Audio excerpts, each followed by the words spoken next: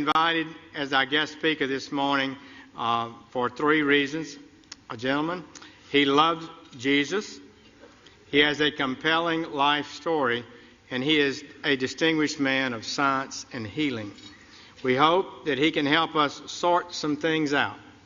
May I introduce the Director of Pediatric Neurosurgery at one of the world's great hospitals, Johns Hopkins in Baltimore, Dr. Benjamin Carson, Sr.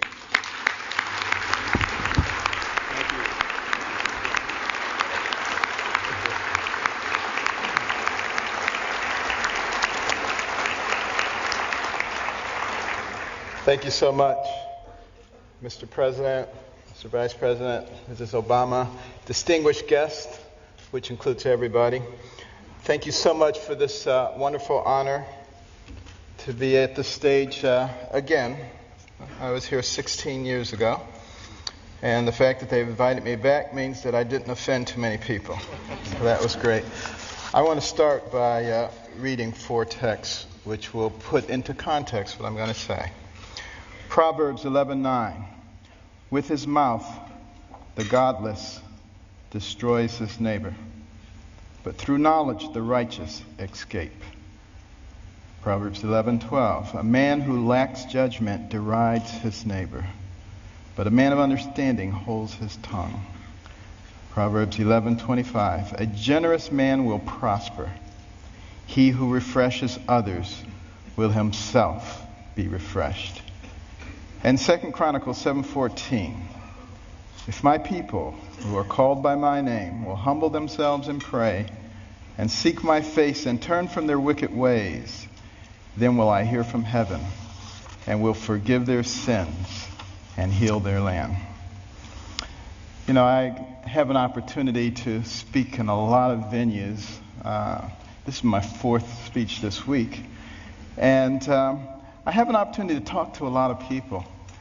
And I've been asking people, what concerns you? What are you most concerned about in terms of the spirituality and the direction of our nation and our world? And I've talked to very prominent Democrats, very prominent Republicans. And I was surprised by the uniformity of their answers. And those have informed my comments this morning. Now, it's not my intention to offend anyone. I have discovered, however, in recent years that it's very difficult to speak to a large group of people these days and not offend someone. And people walk around with their feelings on their shoulders waiting for you to say something. Did you hear that? And they can't hear anything else you say. The PC police are out in force at all times. I remember once I was talking to a group about the difference between a human brain and a dog's brain. And a man got offended. He said, you can't talk about dogs like that. But, you know, people just focus in on that, completely miss the point of what you're saying.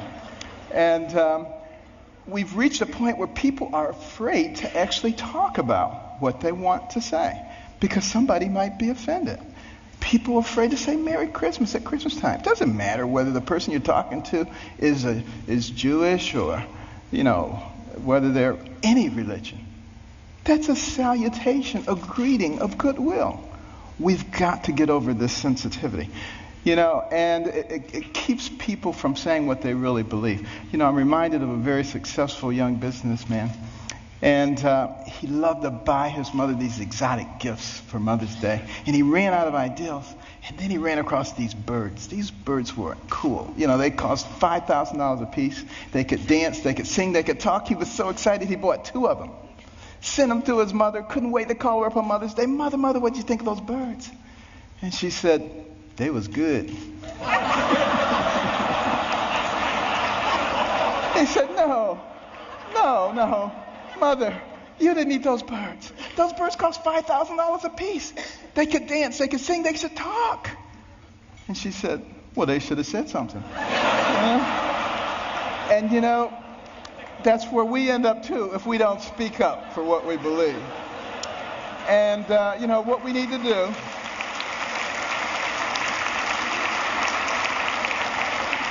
What we need to do in this PC world is forget about unanimity of speech and unanimity of thought. And we need to concentrate on being respectful those people with whom we disagree. And that's when I think we begin to make real progress. And one last thing about political correctness, which I think is a horrible thing, by the way. I'm very, very compassionate, and I'm not ever out to offend anyone. But PC is dangerous. Because you see, this country, one of the founding principles was freedom of thought and freedom of expression. And it muffles people. It puts a muzzle on them. And at the same time, keeps people from discussing important issues while the fabric of their society is being changed. And we cannot fall for that trick. And what we need to do is start talking about things that are important, things that were important in the development of our nation. Well, one of those things was education. I'm very passionate about education because it's made such a big difference in my life. But here we are at a time in the world, the information age, the age of technology. And yet, 30% of people who enter high school in this country do not graduate. 44% of people who start a 4-year college program do not finish it in 4 years. What is that about? Think back to a darker time in our history, 200 years ago when slavery was going on. It was illegal to educate a slave, particularly to teach him to read. Why do you think that was? Because when you educate a man, you liberate a man. And there I was as a youngster, placing myself in the same situation that a horrible institution did because I wasn't taking advantage of the education. I was a horrible student. Most of my classmates thought I was the stupidest person in the world. They called me dummy. I was the butt of all the jokes. Now, admittedly, it was a bad environment. Single parent home. You know, my mother and father had gotten divorced early on. My mother got married when she was 13. She was one of 24 children. Had a horrible life. Discovered that her husband was a bigamist. Had another family. And she only had a 3rd grade education. She had to take care of us. Dire poverty. Had a horrible temper, poor self-esteem. All the things that you think would preclude success. But I had something very important. I had a mother who believed in me. And I had a mother who would never allow herself to be a victim, no matter what happened.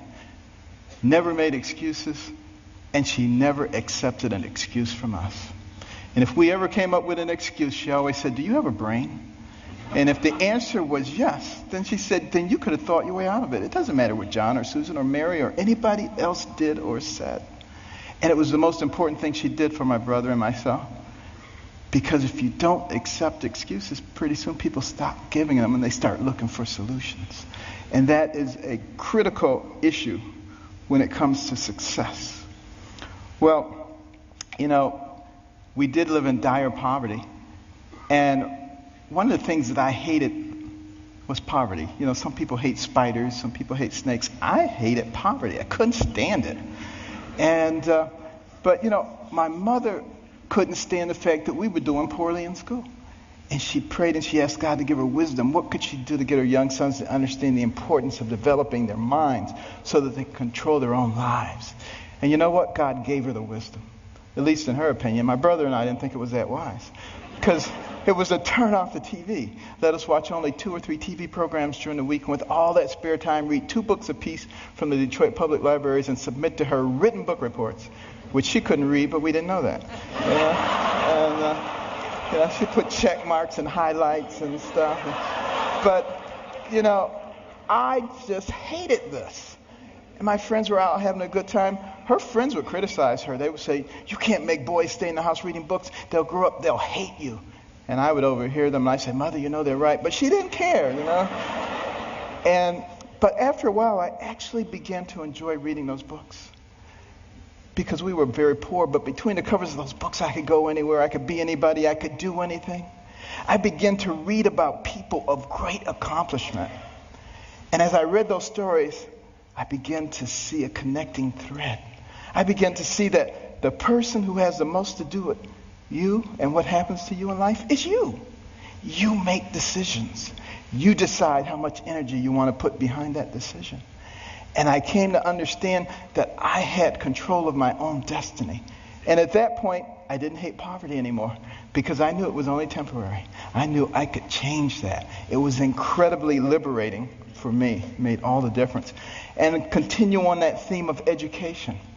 In 1831, Alexis de Tocqueville came to America to study this country. The Europeans were fascinated. How could a fledgling nation, barely 50 years old, already be competing with them on virtually every level? This was impossible. De Tocqueville was going to sort it out. And he looked at our government, and he was duly impressed by the 3 branches of government. 4 now, because now special interest groups, but it was only 3 back in those days. And, he said, wow, this is really something. And then he said, but let me look at their educational system. And he was blown away.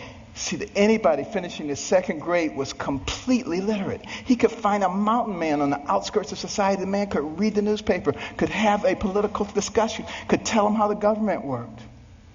If you really want to be impressed, take a look at the chapter on education in my latest book, America the Beautiful, which I wrote with my wife. Came out last year. And in that education chapter, you will see questions extracted from a 6th grade exit exam from the 1800s. A test you had to pass to get your 6th grade certificate. I doubt most college graduates today could pass that test. We have dumbed things down to that level.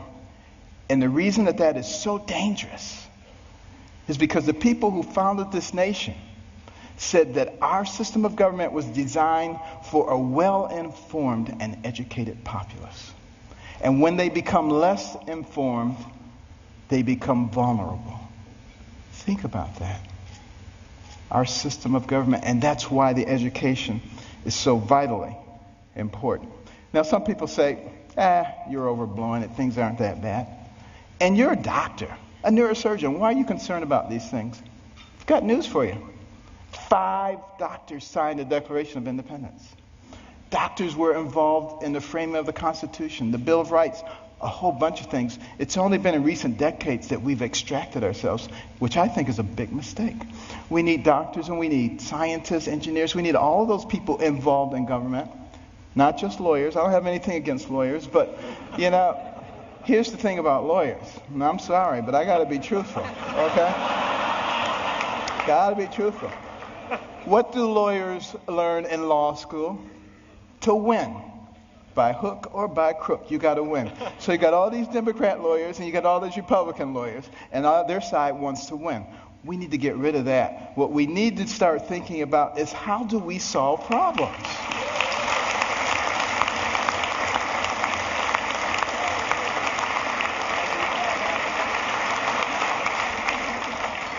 And now, before I get shot, let me finish here. Now, one of the reasons, and I don't like to bring up problems without coming up with solutions. My wife and I started the Carson Scholars Fund 16 years ago after we heard about a survey, an international survey, looking at the ability of 8th graders in 22 countries to solve math and science problems. And we came out number 21 out of 22, barely beat out number 22, very concerning. And we'd go into schools and we'd see all these trophies, all-state basketball, all-state wrestling, all-state this, that, and the other. The quarterback was the big man on campus. And what about the intellectual superstar? What did they get? A National Honor Society pin? A pat on the head, there, little nerd. Nobody cared about them. And is it any wonder that sometimes the smart kids try to hide? They don't want anybody to know that they're smart. This is not helping us as a nation. So we started giving out scholarships to students from all backgrounds for superior academic performance and demonstration of humanitarian qualities. Unless you cared about other people, it didn't matter how smart you were. We got plenty of people like that. We don't need those. We need smart people who care about other people. We would give them money. The money would go into a trust. They would get interest on it. And when they went to college, they get the money. But also the school gets a trophy. Every bit as impressive as any sports trophies. Goes right out there with the others. They get a medal. They get to go to a banquet. And we try to put them on the same kind of pedestal as we do the all-state athletes. Now, I have nothing against athletics or entertainment. Please believe me. You know, I'm from Baltimore. The Ravens won. This is great, okay? But what will maintain our position in the world? The ability to shoot a 25-foot jump shot or the ability to solve a quadratic equation? And we need to put the things into proper perspective. And, you know, many teachers, you know,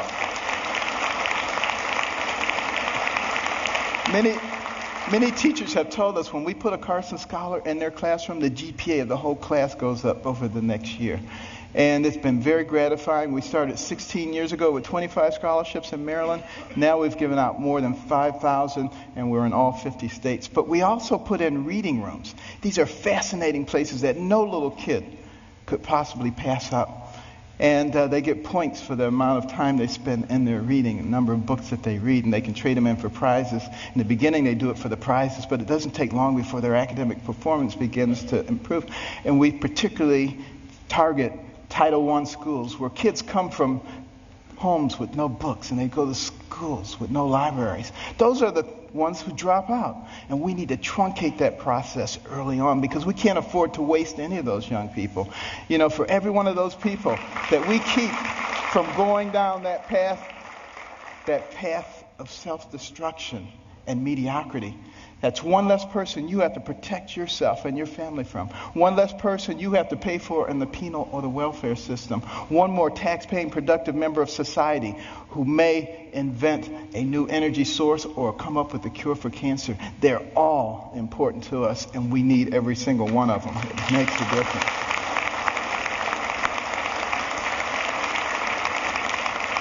And when you go home tonight, please read about it. Carson Scholars Fund. CarsonScholars.org. But why is it so important that we educate our people?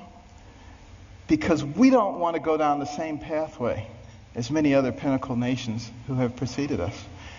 I think particularly about ancient Rome. Very powerful. Nobody could even challenge them militarily. But what happened to them? They destroyed themselves from within. Moral decay. Fiscal irresponsibility. They destroyed themselves. And if you don't think that can happen to America, you get out your books and you start reading. But you know, we can fix it. Why can we fix it? Because we're smart. We have some of the most intellectually gifted people leading our nation. All we need to do is remember what our real responsibilities are so we can solve the problems. I think about these problems all the time. And, you know, my role model was Jesus. And he used parables to help people understand things. And one of our big problems right now, and like I said, I'm not politically correct, so I'm sorry. But, you know, our deficit is a big problem. Think about it. And our national debt, $16.5 trillion. You think that's not a lot of money? Tell you what, count one number per second, which you can't even do because once you get to 1,000, it'll take you longer than a second. But one number per second. You know how long it would take you to count the 16 trillion? 507,000 years. More than 500,000 years to get there. We have to deal with this. Here's the parable. A family falls on hard times. Dad loses his job or is demoted, gets part-time work. He has 5 children. He comes to the 5 children. He says, we're going to have to reduce your allowance. Well, they're not happy about it, but he said, except for John and Susan. They're special. They get to keep their allowance. In fact, we may give them more. How do you think that's going to go down? Not too well. Same thing happens. Enough said. What about our taxation system? So complex. There is no one who can possibly comply with every jot and tittle of our tax. If I wanted to get you or you, I could get you on a tax issue. That doesn't make any sense. What we need to do is come up with something that's simple. And when I pick up my Bible, you know what I see? I see the fairest individual in the universe, God, and he's given us a system. It's called tithe. Now, we don't necessarily have to do it 10%, but it's principle. He didn't say, if your crops fail, don't give me any tithes. He didn't say if you have a bumper crop, give me triple tithes. So there must be something inherently fair about proportionality. You make $10 billion, you put in $1 billion. You make $10, you put in 1. Of course, you got to get rid of the loopholes. But now some people say, well, that's not fair because it doesn't hurt the guy who made $10 billion as much as the guy who made 10. Where does it say you have to hurt the guy? He just put $1 billion in the pot. We don't need to hurt him. It's that kind of thinking. It's that kind of thinking that has resulted in 602 banks in the Cayman Islands. That money needs to be back here, building our infrastructure and creating jobs. And we're smart enough to figure out how to do that. We've already started down the path of solving one of the other big problems, healthcare. We need to have good healthcare for everybody. It's the most important thing that a person can have. Money means nothing, titles means nothing when you don't have your health. But we got to figure out efficient ways to do it. We spend a lot of money on healthcare, twice as much per capita as anybody else in the world, and yet not very efficient. What can we do? Here's my solution. When the person is born, give them a birth certificate, an electronic medical record, and a health savings account, to which money can be contributed pre-tax from the time you're born to the time you die. When you die, you can pass it on to your family members so that when you're 85 years old and you got 6 diseases, you're not trying to spend up everything. You're happy to pass it on, and there's nobody talking about death panels. That's number one. And also, for the people who are indigent, who don't have any money, we can make contributions to their HSA each month because we already have this huge pot of money. Instead of sending it to some bureaucracy, let's put it in their HSAs. Now they have some control over their own health care.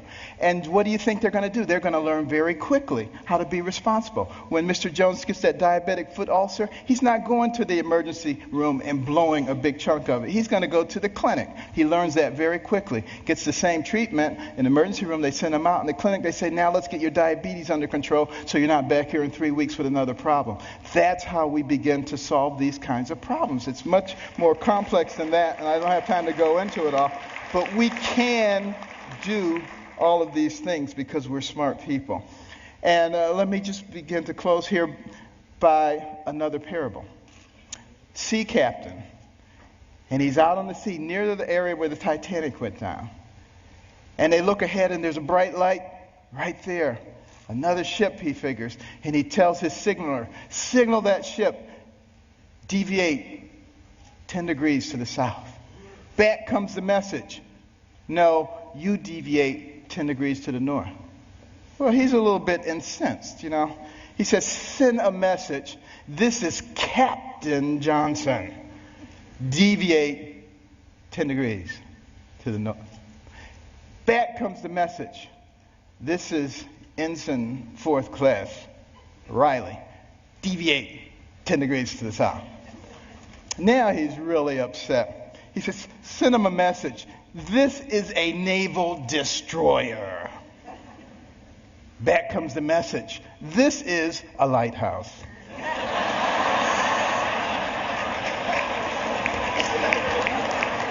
Enough said. Now, what about the symbol of our nation? The eagle, the bald eagle. It's an interesting story how we chose that. But a lot of people think we call it the bald eagle because it looks like it has a bald head. That's not the reason. It comes from the Old English word piebald, which means crowned with white. And we just shorten it to bald. Now use that the next time you see somebody who thinks they know everything. You get them on that one. But why is that eagle able to fly high? Forward, because it has 2 wings, a left wing and a right wing. Enough said. And I want to close with this story. 200 years ago, this nation was involved in a war, the War of 1812. The British, who are now our good friends, thought that we were young whippersnappers. It was time for us to become a colony again. They were winning that war, marching up the eastern seaboard, destroying city after city, destroyed Washington, D.C., burned down the White House. Next stop, Baltimore. As they came into the Chesapeake Bay, that armada of ships, warships, as far as the eye could see, it was looking grim. Fort Mchenry standing right there. General Armistead, who was in charge of Fort McHenry, had a large American flag commissioned to fly in front of the fort. The admiral in charge of the British fleet was offended. He said, "Take that flag down. You have until dusk to take that flag down. If you don't take it down, we will reduce you to ashes." There was a young amateur poet on board by the name of Francis Scott Key, sent by President Madison to try to obtain the release of an American physician who was being held captive. He overheard the British plans. They were not going to let him off the ship. He mourned as dusk approached. He mourned for his fledgling young nation. And as the sun fell, the bombardment started. Bombs bursting in air, missiles, so much debris. He strained trying to see, was the flag still there? Couldn't see a thing. All night long it continued. At the crack of dawn, he ran out to the banister. He looked, straining his eyes, but all he could see was dust and debris. And then there was a clearing, and he beheld the most beautiful sight he'd ever seen. The torn and tattered stars and stripes still waving. And many historians say that was the turning point in the War of 1812. We went on to win that war and to retain our freedom. And if you'd gone into the grounds of Fort McHenry that day, you would have seen at the base of that flag the bodies of soldiers who took turns propping up that flag. They would not let that flag go down because they believed in what that flag symbolized. And what did it symbolize? One nation under God, indivisible, with liberty and justice for all. Thank you. God bless.